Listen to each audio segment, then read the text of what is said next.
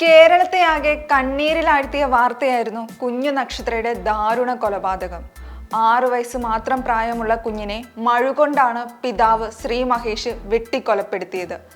അതുവരെ വീട്ടിൽ കളിച്ചു ചെരിച്ച് നടന്നിരുന്ന 6 വയസ്സുകാരിയെ ചോരയിൽ കുളിച്ചു കിടക്കുന്ന ശരീരമാണ് ആ രാത്രി നാട്ടുകാർ കാണുന്നത്. എന്നാൽ ഇയാൾ ഈ കൊലപാതകം നേരത്തെ തന്നെ ആസൂത്രണം ചെയ്തതായിട്ടാണ് പുറത്തു വരുന്ന വിവരങ്ങളിൽ നിന്നും മനസ്സിലാക്കാൻ സാധിക്കുന്നത്. 3 പേരെയാണ് കൊല്ലാൻ പദ്ധതിയിട്ടിരുന്നത്. മകൾ നക്ഷത്ര, അമ്മ സുനന്ദ, വിവാഹം ആലോചിച്ച പോലീസ് ഉദ്യോഗസ്ഥ എന്നിവരെയാണ് കൊല്ലാൻ ലക്ഷ്യമിട്ടിരുന്നത്. കൊലപാതകം നടത്തുന്നതിനായി ഓൺലൈനിൽ മഴു വാങ്ങാനും ഇയാൾ ശ്രമം നടത്തിയിരുന്നു. മഴു ഓർഡർ ചെയ്തെങ്കിലും ഇയാൾക്ക് ലഭിച്ചില്ല. തുടർന്ന് മഴു മാവേലിക്കരയിൽ നിന്നും പണി കഴിപ്പിച്ചെടുക്കുകയായിരുന്നു. ഇതുകൊണ്ടാണ് ഇയാൾ കുട്ടിയുടെ കഴുത്ത് അറുത്ത് കൊലപ്പെടുത്തിയത്. ഇന്നലെ വീട്ടിൽ നടത്തിയ തെളിവെടുപ്പിൽ കട്ടിലിന് അടിയിൽ നിന്നും മഴു കണ്ടെടുത്തിരുന്നു.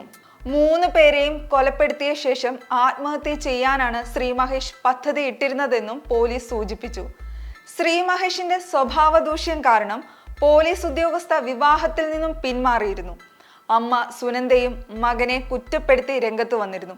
ഇതെല്ലാം ശ്രീ മഹേഷിനെ ചൊടിപ്പിച്ചതായാണ് പോലീസിന്റെ നിഗമനം. ഇതുകൂടാതെ ശ്രീ മഹേഷിനെതിരെ ഗുരുതര ആരോപണവുമായി ഭാര്യ വിദ്യയുടെ കുടുംബവും രംഗത്തെത്തിയിട്ടുണ്ട്. വിദ്യയും ശ്രീ മഹേഷും തമ്മിൽ പൊരുത്തക്കേടുകൾ ഉണ്ടായിരുന്നു. ഇടയ്ക്ക് ഭർത്താവുമായി പിണങ്ങി വിദ്യ വീട്ടിൽ വന്ന് നിൽക്കുകയും ചെയ്തിട്ടുണ്ട്.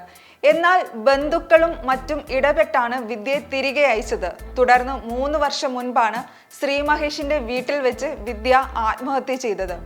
അതിനുശേഷം കുഞ്ഞ് പത്തിയൂരിലെ അമ്മ വീട്ടിലായിരുന്നു താമസം. അപ്പൂപ്പന്റെയും അമ്മൂമ്മയുടെയും കരുതലിലാണ് നക്ഷത്ര വളർന്നത്. ഇടയ്ക്കിടെ ശ്രീ മഹേഷ് നക്ഷത്രയെ കാണാൻ വരുമായിരുന്നു. 1 വർഷം മുൻപാണ് ഇയാൾ നിർബന്ധമായും കുഞ്ഞിനെ സ്വന്തം വീട്ടിലേക്ക് കൊണ്ടുപോയത്.